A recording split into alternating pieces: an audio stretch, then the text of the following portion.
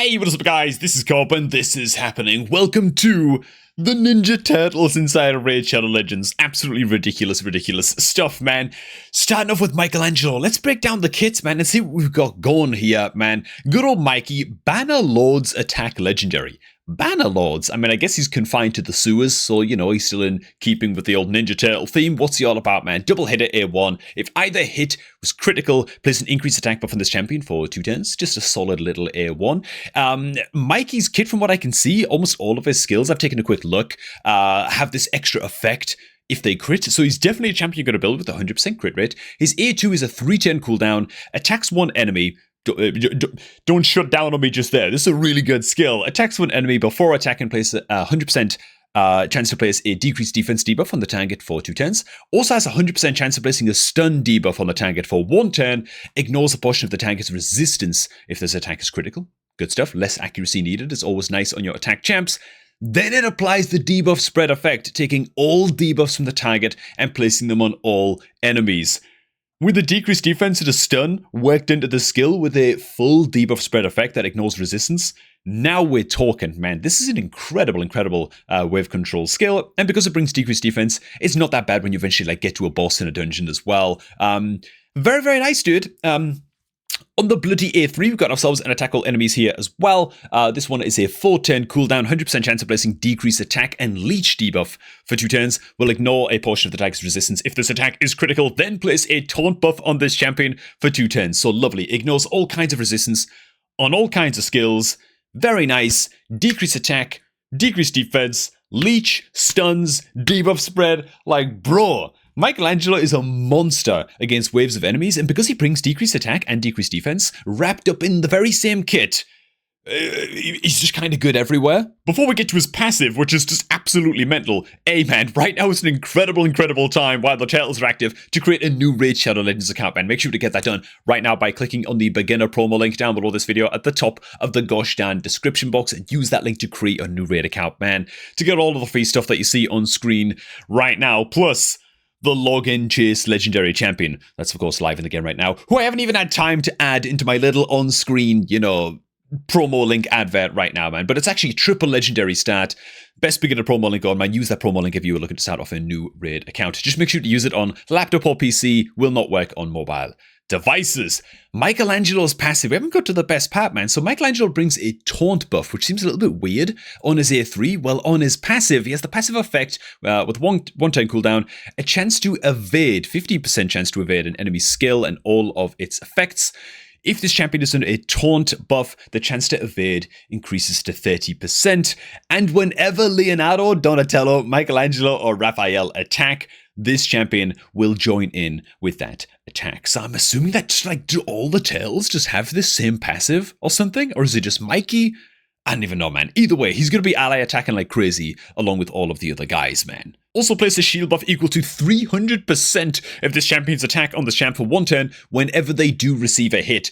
Average attack-based champion, depending on where your account is, you're looking at either between 3,500 attack and maybe 5,000 attack. Let's just say 4,000. It's like a 12k damage shield whenever you do take a hit on Mikey.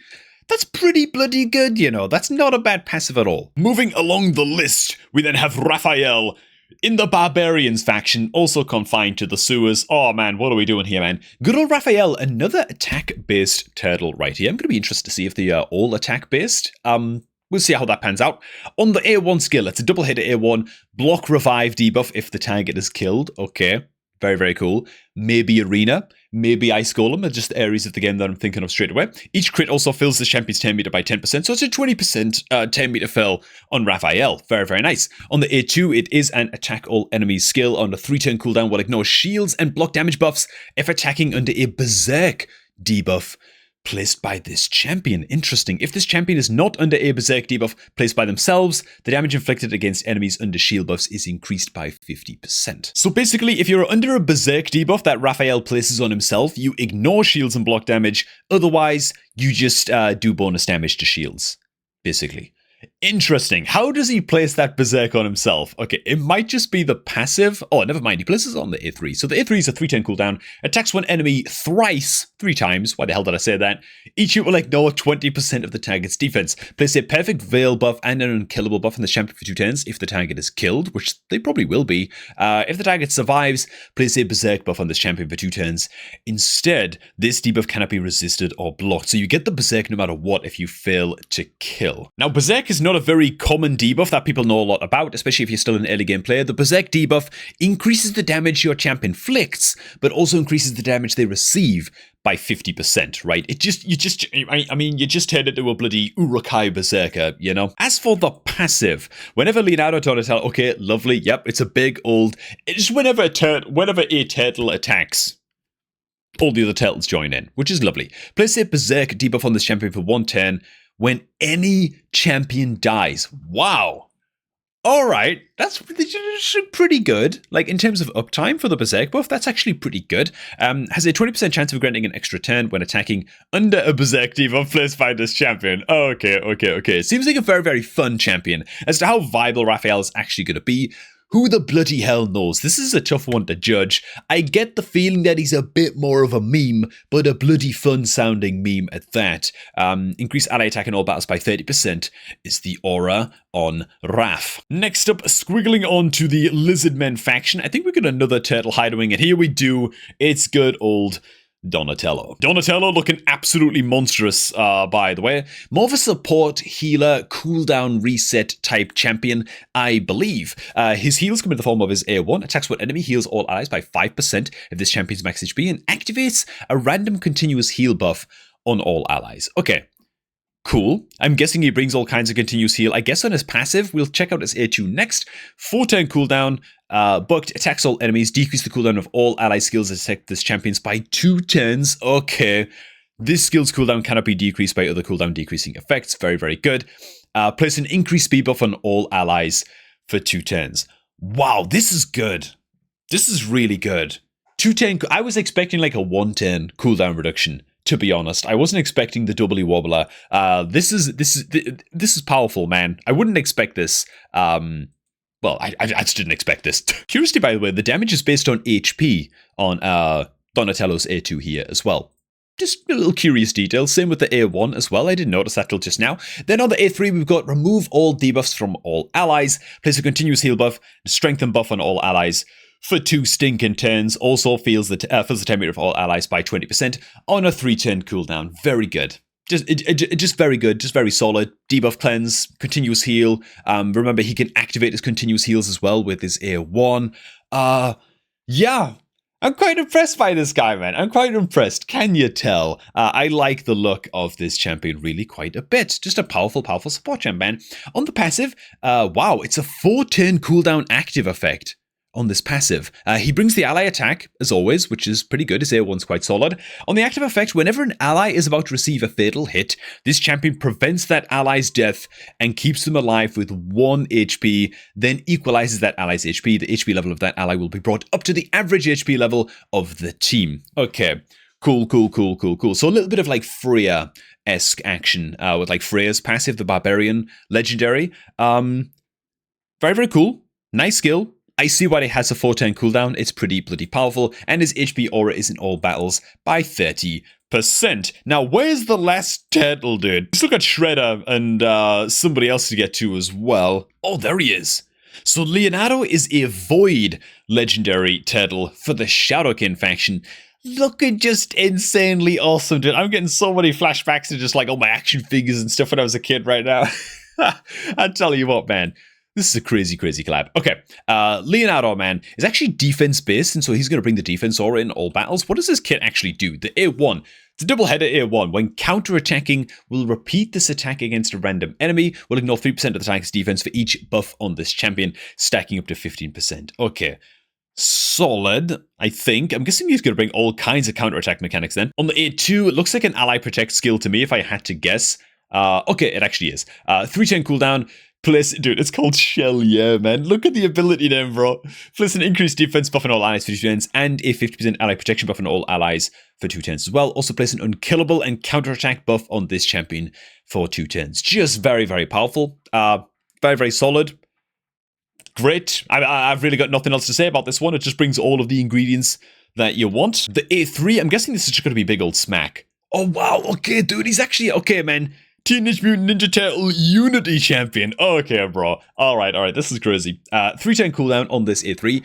Attack all enemies. Damage inflicted by the skill increases by 5% for each buff on all allies and on and enemies. Okay, interesting. Remove all buffs from all enemies. If this attack kills an enemy, this effect cannot be resisted. With 1 turtle ally, you ignore 15% of each target's defense per each turtle in the team. Doesn't count Leonardo. Okay. With 2 turtle allies, you increase the damage dealt by the skill in proportion to this champion's missing HP, which is also interesting. He doesn't place block damage on himself. He places unkillable with his A2 after all. And so, you know, you should expect your Leonardo to sort of take some damage along the way. And with 3 turtle allies, activates this skill whenever an ally's HP drops below 50%. Wow, dude. So that's the big winner. If you get all of the turtles, dude, you just auto-activate this A3 and smack everybody. Whenever any ally's HP drops below half, it occurs once per skill. If there are multiple champions on the team with the skill, only one will activate. Okay. Very, very cool. The passive. Place a stone skin buff on this champion for 1 turn. Each time this champion's HP drops below 50%. And yeah, he also ally attacks with the rest of the turtles.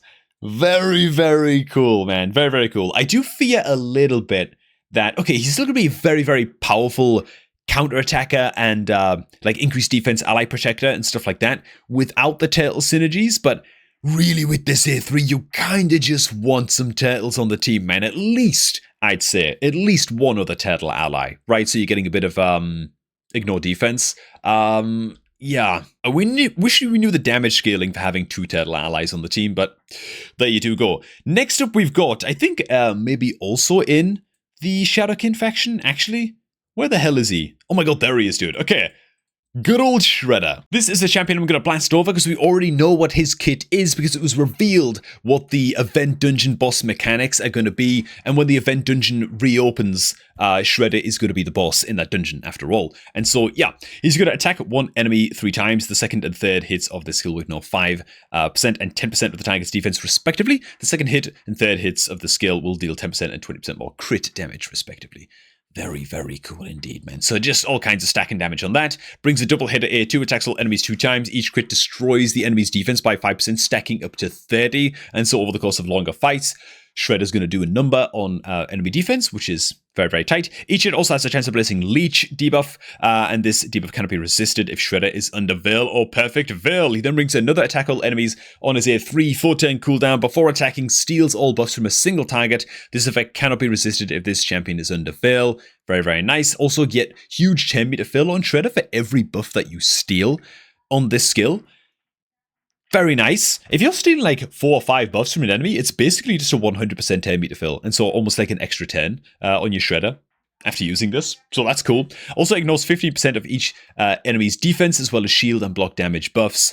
Very, very nice. You ignore even more defense if you're under Veil or Perfect Veil on your Shredder. How do you get that Veil?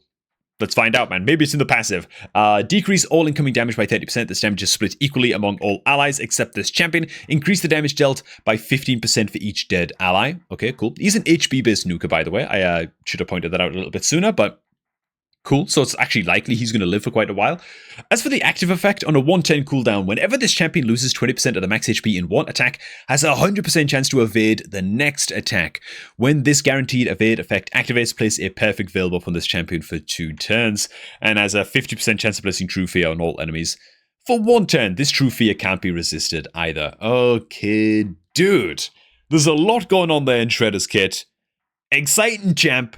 No idea how we're going to be getting our hands on Shredder just yet. All I know is very, very bloody cool. Now, there's one more champion hidden away. A surprise champion. You might have thought it would be Master Splinter.